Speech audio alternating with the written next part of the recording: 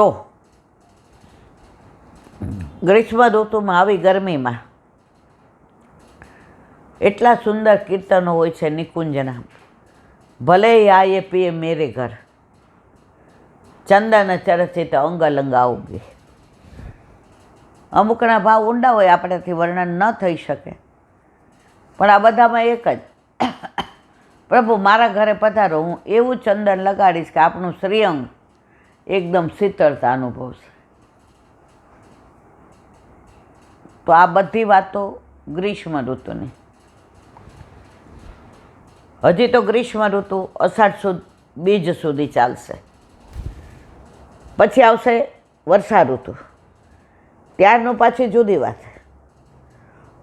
ઠાકોરજી પુષ્ટ કરાવ્યા ને તો અમે વસ્ત્ર લેવા ગયા. તો મારા બાજુમાં એક વૈષ્ણવ હતા, એટલે કે બેન ઉનાળાના લીધા છીએ, હવે ચોમાસાને લઈ લો. મેં તો એમાં જુદા હોય. તો એણે મને કીધું આમ સરવરિયાવાળા હોય, તો પછી આપણે લઈ આવ્યા એવા વસ્ત્ર. એટલે ઠાકોરજીને ઋતુ પ્રમાણે વસ્ત્ર, આભૂષણ, સામગ્રી, પીછવાઈઓ. કારણ વલ્લભે ને ગુસાઈજી, હરિરાયજી, ગોકુળનાથજી, પુરુષોત્તમજી, દ્વારકેશજી, એમણે ઠાકોરજીના સુખનો જે વિચાર કર્યો છે એવો બીજા કોઈએ નથી કર્યો. હવે જો અઠવાડિયા પહેલાં જ આપણે અહીંયા કીધું કે ઉનાળામાં રાસ ન હોય, ગરમી હોય, એટલે મુગટ ના આવે, સિવાય કે એકાદ દિવસ ઠાકોરજી નીચે જ છાત કરી છે. હવે આ બધાય બધું સાંભળે તોય મને ફોન કરે, મુગટ ધરાય કે ન ધરાય. આ બધું સત્સંગમાં કહીએ છીએ. હવે એક બેન અઠવાડિયામાં 4 વાર મને ફોન કરે, મને સેવામાં ખરાબ વિચાર આવે છે ને હું એકલી જ શું કરું. તમે એકલા ક્યારે લાગો છો? જ્યારે ઠાકોરજી તમારી પાસે છે એવું તમે વિચારતા નથી ત્યારે. તમને ખરાબ વિચાર ક્યારે આવે છે? તમારું ચિત્ત ઠાકોરજીમાં નથી ત્યારે. આજે મને આઈસીયુમાં દાખલ કરી, મારી જિંદગીમાં મેં કોઈ દિવસ દવાખાનું જોયું નહોતું. દાખલ થવાની તો વાત જ જુદી રહી. ઓલા કોરોનામાં ઇન્જેક્શન લીધા ત્યારે આમ ગભરામણ થઈ ગઈ હતી. પણ આશરો એક શ્રી વલ્લભાધીશ કહો, હવે આઈસીયુમાં કોઈને આવવાય ન દે. તમે એકલા જ, કોઈનું મોઢું ન દેખાય. ઓલા ડૉક્ટરોને એ દૂર બેઠા હોય, બૂમ પાડીએ ત્યારે આવે. તમે એકલા આમ છ થામે જોઈને સૂઈ રહેવાનું. પણ જેને આશરો એક છે ને વલ્લભનો, હવે અઠવાડિયામાં તમે 5 વાર એકના એક ફોન કરો, ટાઈમ બગાડો, અને 10-10 વાર ફોન કરો મારા વાલા. હવે શું કરીએ કહો? ફોન નંબર એટલે આપ્યા કે કોઈને પુષ્ટ કરાવવા હોય, કોઈને બ્રહ્મ સંબંધ લેવું હોય, કોઈને ઘરે આવવું હોય. હવે કારણ વિનાના ખોટે ખોટા ફોન કરે. પણ હવે જે ગમે જગત ગુરુ દેવ જગદીશને, તે તણો ખરખરો શોક કરવો દે. જો ઓલા બેનનો પ્રશ્ન વ્યાજબી હતો, ભાઈ મને ચરણ ચોકી એટલે શું, તો બધાને એનો લાભ મળ્યો. એટલે પ્રશ્ન યથા યોગ્ય, અને મારી કોઈ લાયકાત નથી હું તમને જવાબ દઉં. અમુક પ્રશ્ન તેવા હોય કે મારા ઠાકોર, એ તમારા ગુરુદેવને પૂછાય, જેણે આપણને પુષ્ટ કરી દીધા હોય. આ બધું આપણા ઠાકોરજીની એને જ ખબર પડે, મને થોડી ખબર પડે. અને હું તો કોઈ ભગવદીય વૈષ્ણવ નથી. હું તો તમારા જેવી એક અદની આદમી છું. મારી કોઈ લાયકાત નથી. પણ એ તો જ્યારે આખી દુનિયા પાસે નંબર હોય એટલે થાય કોક વાર આવું. પણ ઘણીવાર હવે તબિયત સારી ન હોય, દવા લઈને સૂતા હોઈએ, અને જે રીંગો વાગે, જે રીંગો. હવે ઘણીવાર એરોપ્લેન મોડ કરીએ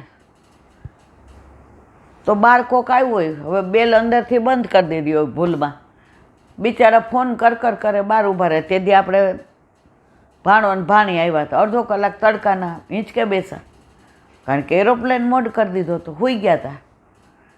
હવે એ બીક લાગવા માંડી એટલે એ બંધ કરી દીધું. મારા પહેલાં ખાલી ખોટા તમે આમ નવરા બેઠા છો અને કાંઈ કામ નથી, અને એકની એક વાત તમે 10 વાર ફોન કરીને મને હેરાન કરો. મારા ઉપર કૃપા કરો. હમણાં મારી તબિયત એવી સારી નથી કે હું આ બધી લમણા લઉં. એટલે મહેરબાની કરીને અગત્યનું કામ હોય ચોક્કસ કરો ફોન. મારી કોઈ લાયકાત નથી હું તમને જવાબ આપું. મને વલ્લભ જે કહે છે હું કહું છું. બોલો વલ્લભાધીશ. હવે એક મિનિટ. હવે એક નાની લીલાની વાત. ઠાકોરજી તમારા બધા દોષ માફ કરે, પણ પોતાના ભક્તના, પોતાના વૈષ્ણવના, પોતાના અંગતના દોષ ક્યારેય માફ કરતા નથી. જુઓ, વલ્લભકુળના દોષ પડે ને તો ઠાકોરજી માફ કરાવે, પણ વૈષ્ણવના દોષ પડે ને તો વલ્લભકુળ કરાવે. પણ ઠાકોરજી જુઓ, ઓલા રામાનંદ પંડિતે ખાલી એટલું કીધું હતું કે લઈ લે છાણ, આ વલ્લભના આટલા બધા વૈષ્ણવ છે લઈ જશે. વલ્લભે એનો ત્યાગ કર્યો. તો એવો જ એક સાચો બની ગયેલો પ્રસંગ વ્રજનો. વ્રજમાં એક સંત થઈ ગયા. ઉભા રહ્યો, નામ હવે આવું થાય, નામ ભૂલી જવાય છે. એ સંત થઈ ગયા. એ સંતને રોજ જે સવારે ઉઠે બ્રહ્મ મુહૂર્તમાં સ્નાન કરી બધા મંદિરોમાં મંગળ આરતી કરી આવે અને આળોટે બધા મંદિરોમાં કે ઠાકોરજીના દર્શન થયા અને આટલા વૈષ્ણવ અહીંયા દર્શન કરવા આવ્યા હતા. અત્યારની વાત છે, 100-150 વર્ષ પહેલાંની. અત્યારે તો વૈષ્ણવો આવે છે અને અવૈષ્ણવ વધુ આવે છે. અત્યારે આપણા મંદિરોમાં વૈષ્ણવો અને અવૈષ્ણવો વધુ આવે છે. અને પછી ત્યાં આડોટે અને પછી જાય યમુનાજીમાં સ્નાન કરવા અને પછી વ્રજમાં આડોટે. એટલે આખું એનું શ્રીઅંગ વ્રજથી મસ્ત થઈ જાય. અને પછી યમુના કિનારે બેસે, આંખો બંધ કરે અને ઠાકોરજીની લીલાનું અનુસંધાન કે સવારે કઈ કુંજમાં કઈ નિકુંજમાં સામનેજી શું કહે છે, ઠાકોરજી શું કહે છે, અતાઓ પતાઓ લતાઓ પક્ષીઓ મોર મોરકુટી આ બધાના માનસીની અંદર દર્શન કરે અને ઠાકોરજી શ્યામા શ્યામ એમને યુગલ સ્વરૂપે દર્શન આપે. હવે રોજનો આ નિયમ. પછી બપોરે તડકો આવે, ગમે એટલા જાય કે આવે, એનું ધ્યાન શેમાંય હોય નહીં. એનું ધ્યાન એની લીલામાં જ હોય. કારણ કે એ પહોંચી ગયા હતા ત્યાં સુધી. એ 25 વર્ષથી વ્રજમાં રહેતા હતા તોય આ લીલા સુધી પહોંચ્યા હતા. આપણા ઘરે 50-50 વર્ષથી ઠાકોરજી બિરાજે. હજી આપણને ક્યાંય સ્વપ્ન આવ્યું? આપણને ક્યાંય સાનુભાવ જતાવ્યો? આપણને કાંઈ કીધું કોઈના દ્વારા કે મારા અરુગવું છે? કારણ હજી આપણો ચિત્ત સંસારમાં છે. આટલી વાર અહીંયા ઠાકોરજી બિરાજે છે. આ સાંભળે છો, આમ આમ કરી કરીને આમ કરે છે. ત્યાં સુધી જુઓ તમે, બહાર કોઈ આવશે જશે, આપણું ચિત્ત એમાં નહીં હોય. મોબાઈલમાં આપણે એરોપ્લેન મોડ કરી દીધો કે ભાઈ બસ હવે આ બધું કાંઈ કરવું નથી, સાંભળવું નથી. હવે ઠાકોરજી અહીં બિરાજે છે. એટલી વાર આપણું ચિત્ત તો એટલા લીલાની અંદર તન્મય રહે. અને બપોરે પછી મધુ કરી કુટિયામાં આવે અને પછી આરામ તો આપણે કરીએ છીએ. આમ બપોરે 2 વાગે 2:30 વાગે પ્રસાદ લઈએ, માળાજી કરીએ એટલે હા હવે ક્યારે સૂઈ જાય. પલંગ દેખાય. કોક જય શ્રી કૃષ્ણ કરવા આવે ને તો એમ થાય કે હવે નથી બેસાતું. કારણ આપણે આપણા શરીરને પોલકું કરી નાખ્યું છે. કદાચ કળિયુગનો પ્રભાવ હશે. અને અત્યારે તો આ ઉનાળાની આ વખતની ગરમી એટલી વિચિત્ર છે, એટલો થાક લાગે ને એટલું એમ થાય હુઈ જ જવું છે. કારણ કે આપણે જ પર્યાવરણને તોડી નાખ્યું છે, વૃક્ષોને કાપી નાખ્યા છે. આપણા સીપીનગરમાં ક્યાં વૃક્ષો છે? જો તમે રોજ બધાય 2-2 વૃક્ષ વાવો આપણે નહીં તો આપણા છોકરાઓને કામ આવશે. પણ ઘણા તો આપણે વાવ્યા હોય તોય કાપી નાખે છે. એટલે આ કળિયુગનો પ્રભાવ છે. હવે તમે કાલે જ કહેતા હતા કે આપણે અહીંયા 2 વૃક્ષ મોટા વાવીએ કે આ પેલા બધા જાતા આવતા બેંકવાળા બધા બિચારા બેસે. હવે ઘણા ઉંમરવાળા હોય, તડકો હોય, રાહ જોતા હોય, તો તમે કાલે જ મને લાગે કીધું ને કાકા 2 લીમડા મોટા વાવી દઈએ. એ કે પપ્પા આપણી ઓલી અંદર સુધી આવે ને તો ટાઈ એ કે તેલ લેવગાને ગઈ ટાઈલ્સ. પણ લોકોને તો એટલો ઉનાળો, એ કે ક્યારે થાય, અમારે કામ નહીં આવે, તમારી પેઢીને તો કામ આવશે, બધાય તમારી ઉંમરવાળા હશે ત્યારે.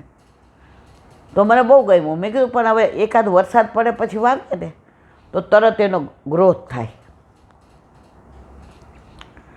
હવે એ બસ બપોર પછી એક જ બરસાનાને યાદ કરે, લાડલીજીને યાદ કરે, સ્વરૂપને યાદ કરે, ઉછામણી થતી હોય, ચુંદડીઓ ઉછળતી હોય, ગેરેવનના બેઠક જઈને, લાડલીજીનો મહેલ ને એ પગથિયા એક ને એ બાજુનું સરોવર ને નંદગાંવને યાદ કરે ને નંદ બાવાનો મહેલ યાદ કરે, પાન સરોવરના બેઠકજીને વલ્લભને ત્યાં વલ્લભે 6 મહિના સુધી પારાયણ કર્યું હતું. નંદ બાવા, યશોદાજી, ઉદ્ધવજીએ સાંભળ્યું હતું. 12ની ગૌશાળા આની અંદર તન્મય રહે. વ્રજ સિવાય,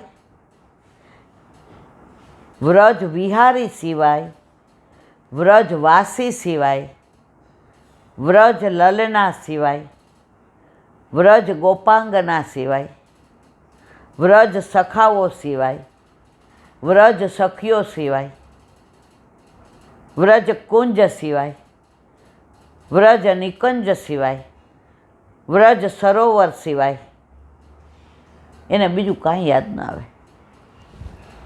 અને આપણને એના સિવાય જ બધું યાદ આવે. જ્યારે આપણને એ અનુસંધાન થઈ જશે ને પછી આપણે બધા વાતો ભલે લૌકિક કરતા હશું પણ આપણું ચિત્ત તો ઠાકોરજીમાં જશે. અત્યારે આપણે યમુનાજીના પદ ગાઈએ, પનઘટના ગાઈએ. આજે સરસ હતું 2-3 લીટ 5-7 લીટીનું. ધીરે પધારો મહારાણી શ્રી યમુના મૈયા, ધીરે પધારો મહારાણી. સિર પર મુગટ સુંદર શોભે છે, કુંડલની બલિહારી શ્રી યમુના મૈયા, ધીરે પધારો મહારાણી. કંઠમાં સુંદર માળા શોભે છે, પદકની બલિહારી શ્રી યમુના મૈયા, ધીરે પધારો મહારાણી. ચટક સુંદરી અંગે શોભે છે, ચોલી પર જાઉં વારી શ્રી યમુના મૈયા, ધીરે પધારો મહારાણી. હસ્તમાં કંકણ સરસ શોભે છે, નુપુરની બલિહારી શ્રી યમુના તારો મહારાણી. મનનું મંદિરિયું ખાલી પડ્યું છે, ઉઘાડી રાખી છે બારી શ્રી યમુના મૈયા, ધીરે પધારો મહારાણી. મનના મંદિરિયાની શોભા છે ન્યારી, મનના મંદિરિયાની શોભા છે ન્યારી, બંધ કરી દઉં બારી શ્રી યમુના મૈયા, ધીરે પધારો મહારાણી. વલ્લભ કુળના તમે છો રસિયા, વલ્લભ કુળના રસિયા, તમ પર જાઉં વારી વારી, શ્રી યમુના મૈયા ધીરે પધારો મહારાણી, ધીરે પધારો મહારાણી, શ્રી યમુના મૈયા ધીરે પધારો મહારાણી. અત્યારે બધા ભલે ધોળ પણ જે હાવ નથી કરતા એના કરતાં તો આખો દિવસ યમુનાજીને કુંજને નિકુંજને વમળોને તરંગોને એના કિનારે પુષ્પોને એના કિનારે એમાંથી ને કમળ ને કુમુદિની ને પક્ષીઓને આના અંદર તન્મય હોય.